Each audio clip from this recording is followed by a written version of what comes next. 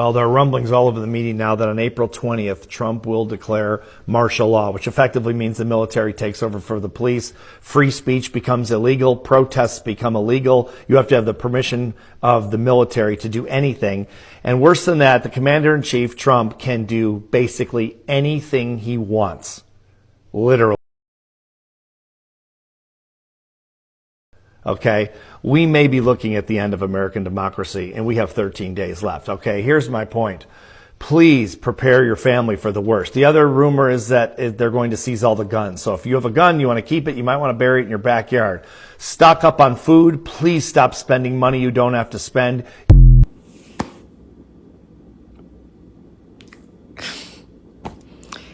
Even for someone that had read Revelation, even for someone that had been going through prophecies, even for someone that years before now, we've been hearing about how America is going to be the enabler of the New World Order. America is going to be the superpower for the New World Order. He's going to be empower whatever Rome. So you need to go back and read about these prophecies in Daniel and Revelation. If you're a person of faith, right, you will understand that these times are bound to come.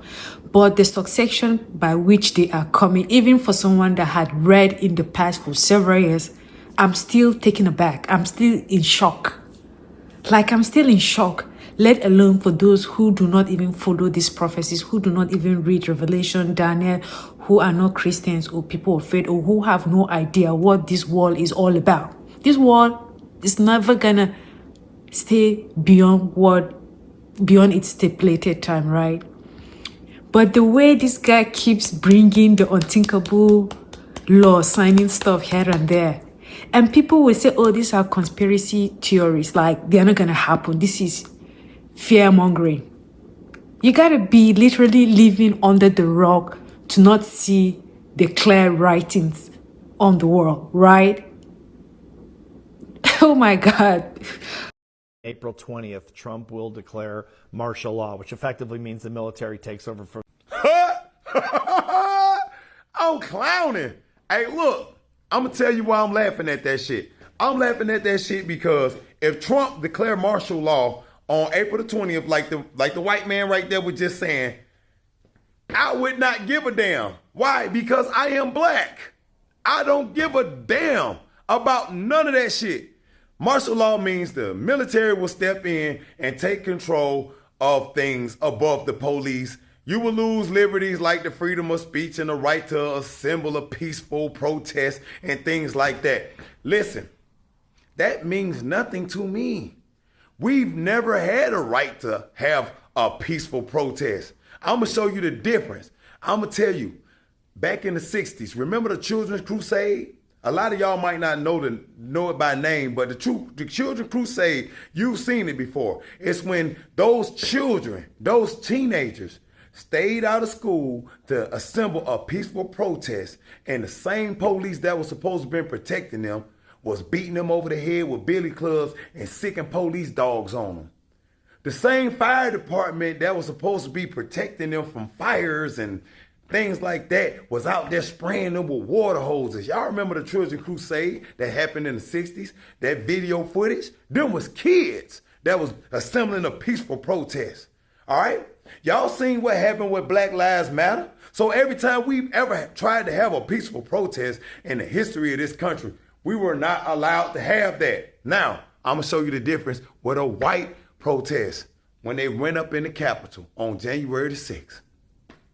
When they went up in that Capitol on January the 6th, 2019, and they tore up the whole goddamn Capitol, and they even killed 5 police officers. 5 police officers, and then they got pardoned. You see, that's the difference. That's why this shit is funny. We don't give a fuck about no martial law or none of this other shit. Why you think we ain't out there marching? We don't give a fuck. This motherfucking country need to hit the reset button to be hit is... This is preparing for just like I said, the New World Order. You don't have to believe in it, but it's coming. But don't you think it's better to be prepared than to be caught unawares? Some people are like, I don't give a damn. All I need to do is pay my bills, live, eat. I don't care about nothing. Well, you should care. You should care. Because whether you like it or not, It's going to happen to every one of us. It doesn't matter whether you voted for Trump or not. It doesn't matter whether you voted for Democrat Party or not. It's going to happen. So the earlier we started getting ourselves together for the greater good of whatever is going to come. And there's no time left, because I'm not trying to impose anything on anybody, but what I'm saying, if you're a person of faith, you know that when these things start happening, they're going to happen in succession. So one after the other, some unthinkable laws are going to keep on being signed or being put out there. Unthinkable things are going to happen to the point that people would wish they were never part of this world. Like, because this world has an expiration date, and the expiration date is on the horizon. It's around us. It's happening right before our eyes. You don't have to be a person of faith to believe that. Heck, you can be an unbeliever. You can be an atheist. It doesn't matter. But you can see the writings on the wall, right? That's to tell you something sinister, something treacherous is going to happen. Right? But it's better to be prepared than not to be prepared. So if you're a person of faith, you have to keep on reading and having your understanding, right? And I was like saying in one of my videos that there's this book, The Greatest Controversy. So if you really want to understand what this world is about, you can read The Greatest Controversy, right, by Ellen G. White. The Greatest Controversy by Ellen G. White. She was a Christian, a minor prophet, right? And she's gonna show you in the book how to relate Revelation, Daniel in the Bible with what is happening right now. People are like, I don't believe in things like that. I don't want to read it, whatever. But is it not better to read and be prepared than to be caught unawares? Even for someone that I've been reading all this all my life, but I'm still shocked at all these laws, from segregation, from martial laws, from a lot of things are going to come. It's not even just against black people. It's against humanity, against everyone. And everything else any goddamn way. Don't nobody give a fuck. We ain't never got given shit. Everything that we got, we had to goddamn fight for that shit, man. We had to fight for the right to ride in the front of the goddamn bus. Or we had to fight for the right to go fight in the military. We had to fight for the right to play fucking baseball. We had to fight for the right to goddamn be police officers. We had to fight for the right to go to school to good schools. We had to fight for the right to eat in restaurants. We had to fight for the right to have a fucking right in this country. We had to fight for every fucking right. And as soon as y'all get a chance to play us out of those rights, y'all always do. Like that fake ass war on drugs that's still going on to this day. The war on drugs was a war on black people. We already know it. I'm going to tell you why, because I'm hard on this subject. Back in 1967, October of 1967, the Black Panther Party was created. Guess what? The Black Panthers was the first group of black people to educate black peoples on their Second Amendment rights to bear arms. And they put together the Black Panther Party. All right, they put together the Black Panther Party. So they were the first group of black people to educate other black people that, hey, listen, you're a United States citizen. This is the Constitution. You have a right to bear arms. So what they do? They started protecting the neighborhood against police corruption. So guess what? In 1968, the United States government passed a law that bans convicted felons from having firearms, which is their constitutional right. And let me explain this to you so you understand this better. The end of 1967, the Black Panthers come to the forefront, niggas with guns. In 1968, they passed a law that say if you're a convicted felon, you cannot possess a firearm.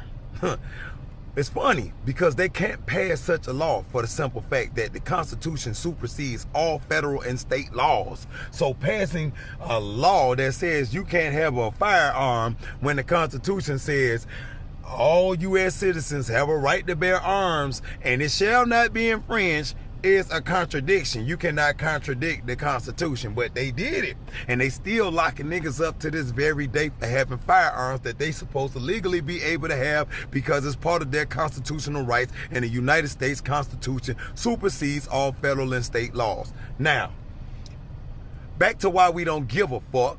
You could understand that, but let me dig a little bit deeper. The whole war on drugs was created so that those Black Panthers can have felonies and we can stop them from possessing firearms. The whole fake ass war on drugs with them, the CIA giving drugs to Rick Ross, the Freeway Ricky Ross, and them creating crack cocaine in the laboratory and putting it in the Black communities and creating this 40-year plus war on drugs that locked up 4 generations of Black fathers, big brothers, and uncles. Yeah, that shit right there fucked up 4 generations of Black mothers and shit. Guess what? That shit was all created by the United States government as a weapon to disarm us Black people from our constitutional rights to bear firearms. So when they start talking about martial laws and all of that shit, we don't give a fuck because none of this shit, we never was treated equal in this country, and we just don't give a fuck. So don't blame Black people for not giving a fuck. And by the way, God got the last say so on everything. And guess what? The payback for creating that crack cocaine and destroying them 4 decades of Black fathers going to jail and Black mothers on crack and stuff like that, the payback for that was the creation of crystal meth.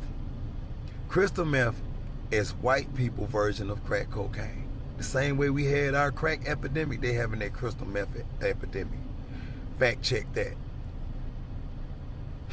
Crystal meth is white people crack. Well, Black people are prepared. They say they've been through all kinds of evil that was meant to destroy them. But look at them. Look at them now. So whatever anyone is trying to bring, whatever the government is trying to bring against Black people or against humanity, because just like I said, the New World Order is not just targeted towards Black people only. It's going to be a way to control humanity before the second coming of Christ, right? These things are going to play out. But the group that is waking up faster than virtually most groups, to me, are the Black Americans, right? Even some of our African brothers back home, some of them are still sleeping because a lot of people do not even understand what is happening. So whatever law, whatever severe laws that are about to be released on a particular group of people and the world, right? And towards the world at large, all these things are going to unfold right before our eyes. And it doesn't matter whether you believe it or not because they happen regardless, right? So I'm just happy that Black people are equipped. They've equipped themselves every sense of this world. Like they have equipped themselves. I'm not talking about stocking of whatever. I'm just talking about mentally. They are prepared for whatever is about to unfold or for whatever laws, whatever crazy, sinister laws that are being brought out, signed out. Black people are already ready, and they're not bothered. Because as it is, they've been living all these crazy things. They've been living all these bad things that was orchestrated by, them to, relegate them to the background. It's been in the works. And to me, they are more prepared, right? And everyone should be prepared because it's not even just about all these things that are being signed here and there. It's about what is about to come. Are you prepared? It's not about fear-mongering. It's about, are you prepared regardless? Because when this thing starts happening, the most people that will start crying, the people that were saying, it's a bunch of conspiracy theories, it's a bunch of fear-mongering. These are the people that are going to cry the most because they weren't prepared. They felt, okay, these things are not true. They're just trying to twist things here and there, right? So guys, what do you think about these martial laws? What do you think? What level of pushing things out of the ordinary. I mean, what do you think is literally going to happen to this war? Guys, share your thoughts in the comment section, okay? But don't forget to hit on the like button, hit on the subscribe button, and also come back for more videos, right? Always come back, feel free, and share your thoughts with me, you know, because we are in this together, and we need to pass out the information to everybody out there, okay? Have a great day. The streets are saying the world's dumbest president is considering declaring martial law on April 20th. Martial law could have the military on U.S. soil doing whatever the fuck Trump wants them to do, like arresting protesters, journalists, or anyone who disagrees with him, canceling free speech, controlling your travel, or taking away your guns. Would Mango Mussolini use military force against American citizens? You bet your fucking ass he would. Could he? I'll give you 3 things about this. Thing number 1. The Insurrection Act of 1807 is a series of federal laws that gives the president permission to deploy the National Guard against insurrections. It's intended for extreme circumstances, but the bigot-in-chief is trying to apply this to what's happening at the southern border. Utilizing military force to address domestic policy like immigration issues is not about making the country or American citizens safer. It would be a move towards authoritarianism designed to advance a political agenda. Thing number 2, the speculation around April 20th stems from an executive order the president signed on one of his first days in office. This order declared a national emergency at the southern border and mandated a report to be completed by the Secretary of Defense and the Secretary of Homeland Security due 90 days. This report is to include recommendations for necessary actions, including the possible invocation of the Insurrection Act of 1807. This is why alarm bells are going off all over social media. Many people feel that this is a setup and a way to get military boots on U.S. soil. Thing number 3, let's clarify the difference between the Insurrection Act and martial law. Now, the Insurrection Act is meant for specific, localized instances of civil unrest, like when actual insurrectionists stormed the Capitol on January 6. Martial law is a huge step up from that. That's when military control is imposed over large areas of the country, even the entire nation. Under martial law, fundamental civil rights are suspended, and military authority trumps judicial and state and local authority. The Insurrection Act itself is intended to be a limited measure, but if you're a megalomaniac sociopath thirsty for power, it's a logical first step, because from there, it isn't too far of a leap to military control. In a couple weeks, when the report comes out, we can see how Trump responds, and we can see how hard we have to fight to keep our democracy. It's absolutely crucial that this information breaks through, so please like, follow, and share.